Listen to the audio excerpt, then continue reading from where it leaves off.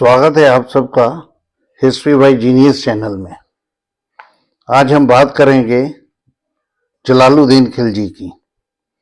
जलालुद्दीन खिलजी जिसने 1290 से 1296 ईस्वी तक राज्य किया,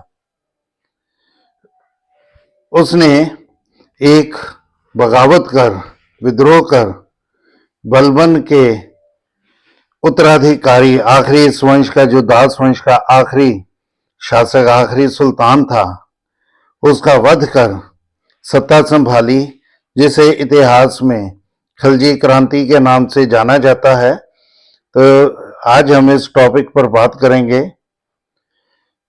1286 ईस्वी में बलबन की मृत्यु के बाद दास वंश का लगभग अंत हो गया। उसका उत्तराधिकारी कैकुबाद एक अयोग्य शासक सिद्ध हुआ। उसके शासनकाल में दरबार दो गुटों में बंट गया, तुर्क और खिलजी। इनके परस्पर संघर्ष ने राजनीतिक स्थिरता को कमजोर बना दिया और आखिरकार खिलजी सरदार मलिक फिरोज ने अंतिम दास शासक का वध कर दास वंश का ही अंत कर दिया तथा खिलजी वंश की स्थापना की। खिलजी राज्यकाल मध्यकालीन भारतीय इतिहास में विशेष रूप में महत्वपूर्ण माना जाएगा।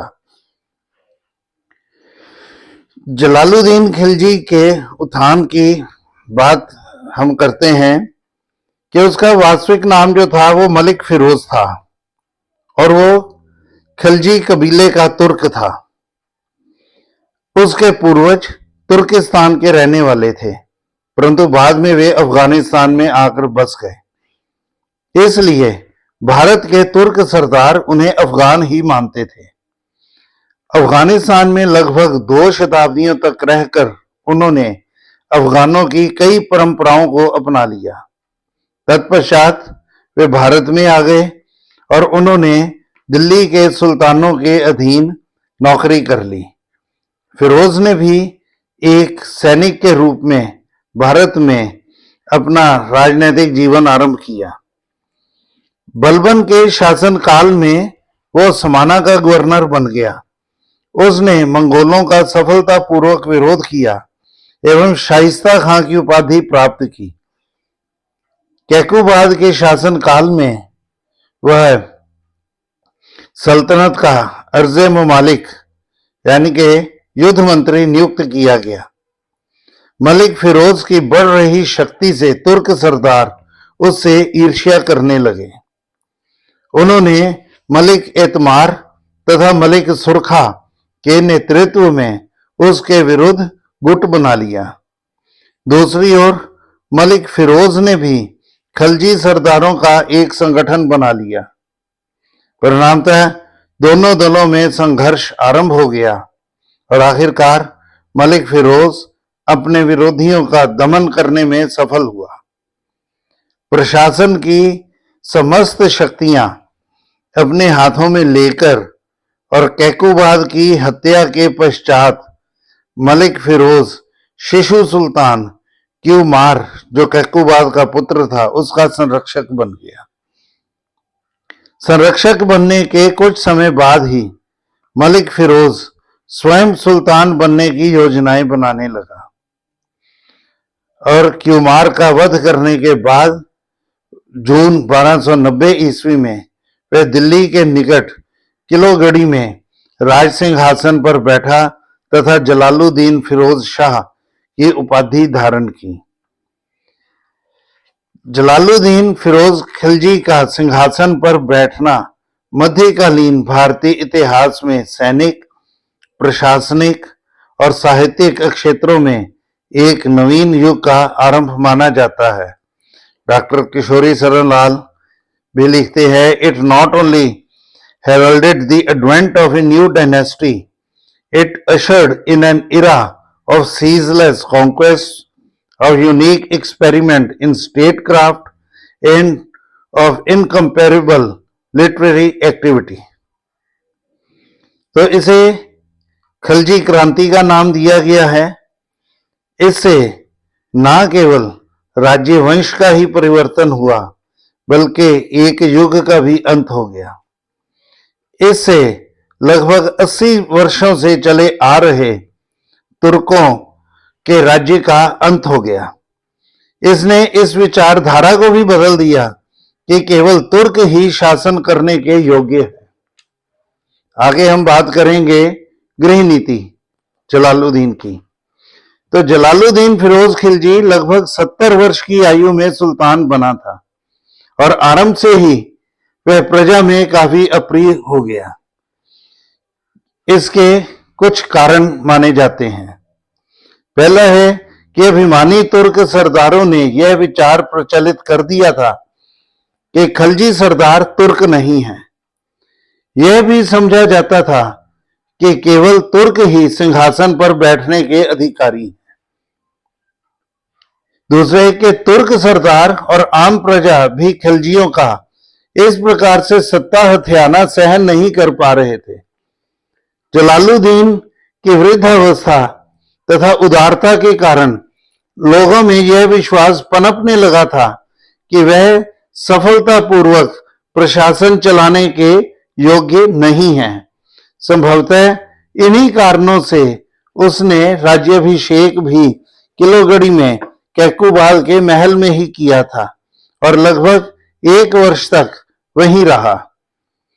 जलालुद्दीन द्वारा प्रशासन में परिवर्तन न लाने के फैसले से नौजवान खिलजी सरदार भी रुष्ट हो गए। उनका विचार था कि उन्हें महत्वपूर्ण पदों पर नियुक्ति मिलेगी, परंतु सुल्तान के इस निर्णय से उनकी योजनाएं पूरी नहीं हो रही थी। तो कुछ महीने के बाद लोगों के उसके प्रति मतभेद समाप्त हो गए। वे सुल्तान की नरमी और दयालुता की प्रशंसा करने लगे। मलिक फखरुद्दीन के नेतृत्व में दिल्ली के सरदारों के आग्रह पर उसने दिल्ली आने का निर्णय किया, परंतु जब उसने राजधानी में प्रवेश किया तो वह बलबन के लाल महल के द्वार पर घोड़े से नीचे उतर गया और उसकी याद में रोने लगा। उसने बलबन के तख्त पर बैठने से भी इनकार कर दिया था, क्योंकि वह बलबन के दरबारी के रूप में घंटों उसके आगे खड़ा रहा करता था। तो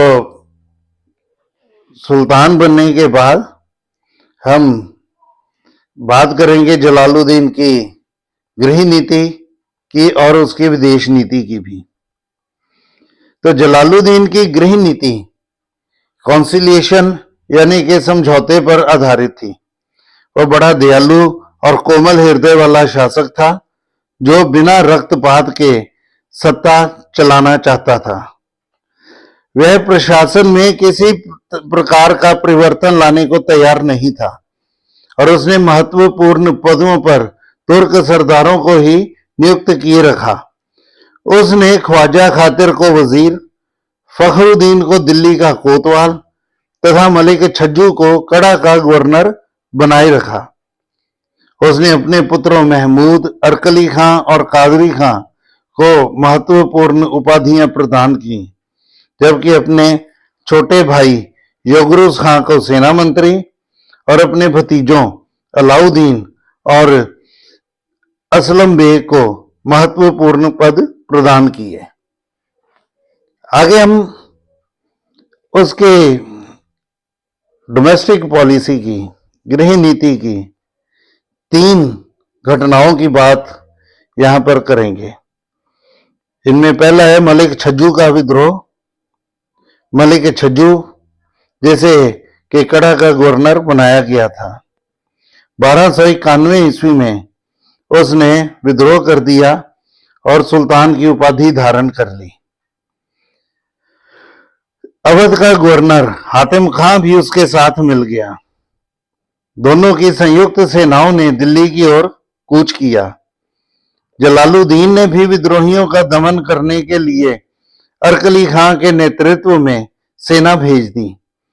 बदौन के निकट शाही सेना ने विद्रोहियों को पराजित कर दिया और मलिक छज्जू को बंदी बनाकर सुल्तान के सामने पेश किया गया, परंतु जलालुद्दीन ने विद्रोहियों को दंड देने की अपेक्षा मलिक छज्जू को उसके साथियों सहित रिहा कर दिया।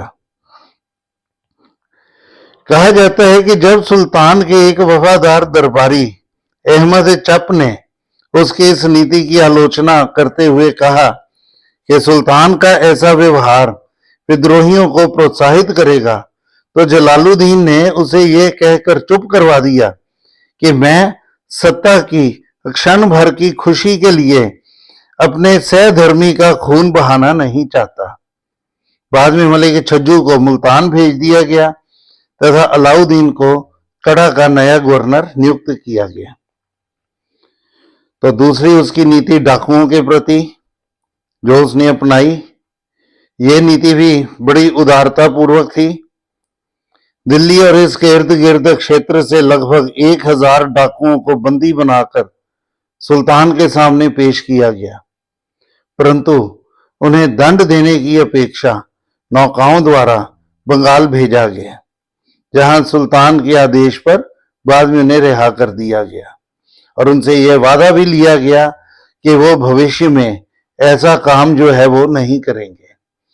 तो इस तरह से आप देखिए कि कितना उदारता का रुख जो है विद्रोहियों और अपराधियों के प्रति सुल्तान का रहा। लेकिन दूसरी ओर सिद्दी मौला जैसे एक धार्मिक व्यक्ति के प्रति सुल्तान का क्रूरतापूर्वक व्यवहार जो है वो भी देखने को मिलता है। सिद्दी मौला एक मुस्लिम फकीर था। वो एक धार्मिक नेता था जो पाकपटन के शेख फरीद का शिष्य था। उसके बहुत से अनुयायी भी थे। उसे दिल्ली के सिंहासन पर बिठाने का एक षड्यंत्र रचा गया, जिसमें जलालुद्दीन के कुछ सरदार भी शामिल हो गए। सुल्तान के आदेश पर सिद्दी मौला को उसके मुख्य अनुयायियों सहित बंदी बना लिया गया। बाद में उसके साथ हुई बातचीत के दौरान सुल्तान क्रोधित हो उठा तथा हाथी के पैरों तले रुंधवाकर उसका वध कर दिया। इस घटना के शीघ्र पश्चात राज्य के कई भागों में आंधी तूफान आया और कई इलाकों में वर्षा न होने के कारण भयानक अकाल पड़ गया। साधारण जनता इन विपत्तियों का कारण सुल्तान के हाथों निर्दोष फकीर की हत्या मानती थी, इसलिए वे सुल्तान के विरुद्ध होने लगे। और इधर हम उसकी विदेश नीति की बात करेंगे। केवल 2 अभियान उसने भेजे थे। पहला अभियान रणथंभौर के विरुद्ध था 1290 ईस्वी में, और इसका नेतृत्व उसने खुद किया। रणथंभौर का चौहान शासक, उसके विरुद्ध ये हमला किया जाता है तथा इसके किले को जलालुद्दीन ने अपनी सेनाओं के साथ घेर लिया। चौहान शासक ने शत्रुओं का डटकर मुकाबला किया और कई तुर्क सैनिकों को मार गिराया। जब जलालुद्दीन ने अनुभव किया कि इस दुर्ग को जीतना बहुत कठिन है, तो उसने घेरा उठा लिया और वापस दिल्ली लौट आया। अपनी इस कार्रवाई को उचित ठहराते हुए वो कहने लगा कि उसके लिए एक मुस्लिम सैनिक के सिर का एक बाल रणथंभौर जैसे 100 दुर्गों से भी ज्यादा कीमती है। तो दूसरे उसका अभियान था मंदावर के विरुद्ध। अलवर के निकट मंदावर के विरुद्ध उसने दूसरा अभियान भेजा। यह दुर्ग पहले दिल्ली सल्तनत का ही एक भाग था, परंतु इस समय इस पर चौहानों का अधिकार हो गया था। सुल्तान का यह अभियान सफल रहा और मंदावर एक बार फिर से दिल्ली सल्तनत का अंग बन गया। इसके बाद मंगोलों के साथ उसके संबंध कैसे रहे? 1292 ईस्वी में हलाकू खां का पोता अब्दुल शाह, उसके नेतृत्व में लगभग 1.5 लाख मंगोलों ने कार्रवाई करते हुए एक विशाल सेना सहित भारत पर आक्रमण कर दिया। सुल्तान ने स्वयं उनके विरुद्ध कूच किया तथा उन्हें पराजित किया। अब्दुल शाह ने सुल्तान के साथ संधि कर ली। सुल्तान ने भी मंगोलों को शांतिपूर्वक लौट जाने की आज्ञा दे दी। इस दौरान चंगेज खां के एक वंशज उलू खां के नेतृत्व में बहुत से मंगोलों ने इस्लाम धर्म अपना लिया तथा भारत में ही रहने लगे। सुल्तान ने भी उन्हें बहुत सी सुविधाएं प्रदान की। सुल्तान ने अपनी एक पुत्री का विवाह भी उलू खां के साथ कर दिया। तो मंगोलों का यह दल जो था, ये नए मुसलमान यानी कि न्यू मुस्लिम्स कहलाने लगे। और दूसरा है कि अलाउद्दीन की सैनिक गतिविधियां, जलालुद्दीन का भतीजा और दामाद अलाउद्दीन खिलजी, उसने भी 2 अभियानों का नेतृत्व किया। 1292 ईस्वी में उसने मालवा पर आक्रमण कर दिया और भीलसा के दुर्ग को जीत लिया। लूटमार के दौरान उसे यहां से अपार सामग्री भी प्राप्त हुई। इस विजय से प्रसन्न होकर सुल्तान ने अलाउद्दीन को कड़ा के साथ साथ अवध का गवर्नर भी नियुक्त कर दिया। 1295 ईस्वी में अलाउद्दीन ने सुल्तान से आज्ञा लिए बिना ही 5000 सैनिकों के साथ देवगिरी पर आक्रमण कर दिया। अलाउद्दीन ने देवगिरी की आर्थिक समृद्धि के बारे में बहुत कुछ सुन रखा था। लिहाजा देवगिरी के शासक रामचंद्र देव को पराजित करके वो यहां से बड़ी मात्रा में सोना, चांदी, मोती, जवाहरात आदि अपने साथ लेकर वापस लौट आया। तो अलाउद्दीन की यह विजय जो है, ये जलालुद्दीन की हत्या, उसके वध का भी एक कारण बनती है। वह यूं कि अलाउद्दीन की देवगिरी पर विजय से प्रसन्न होकर सुल्तान ने उसे बधाई देने के लिए बधाई का एक संदेश भेजा और उसे इनाम देने के लिए दिल्ली बुलाया। अलाउद्दीन एक शातिर शख्स था। उसने ये कहकर टाल दिया कि क्योंकि अलाउद्दीन और जलालुद्दीन के संबंध दरअसल उन दिनों अच्छे नहीं चल रहे थे। तो अलाउद्दीन ने ये कह दिया कि मुझे डर है कि मैं अगर दिल्ली आया तो आपकी आज्ञा के बिना, चूंकि मैंने ये आक्रमण किया था, तो मुझे आप दंडित ना करें। तो सुल्तान ने कहा कि ठीक है, अगर तुम्हें इस बात का डर है तो मैं ही तुम्हारे पास कड़ा आता हूं। तो वो कड़ा चला आया।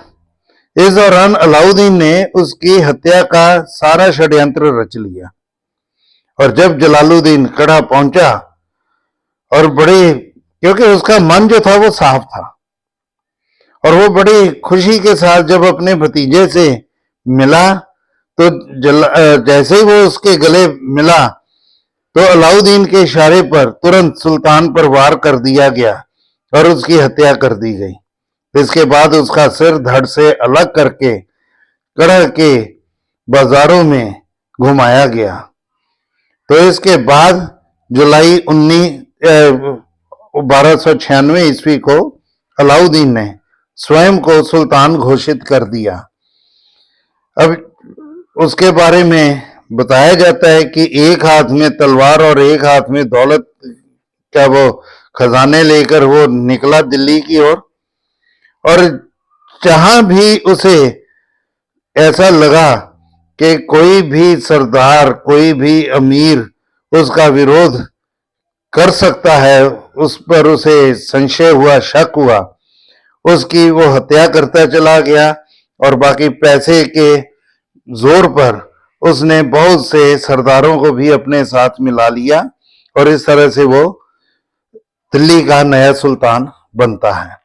तो ये था हमारा टॉपिक जलालुद्दीन खिलजी के ऊपर। तो उम्मीद है आपको ज़रूर ये पसंद आया होगा। तो आप जिन्होंने ये चैनल सब्सक्राइब नहीं किया तो आप इसे सब्सक्राइब करिए, लाइक करिए और अपने सर्कल में भी इसे शेयर करें। अगर किसी को किसी भी तरह की कोई क्वेरी हो तो वो कमेंट बॉक्स पर जाकर तो वो लिख सकता है। तो बहुत बहुत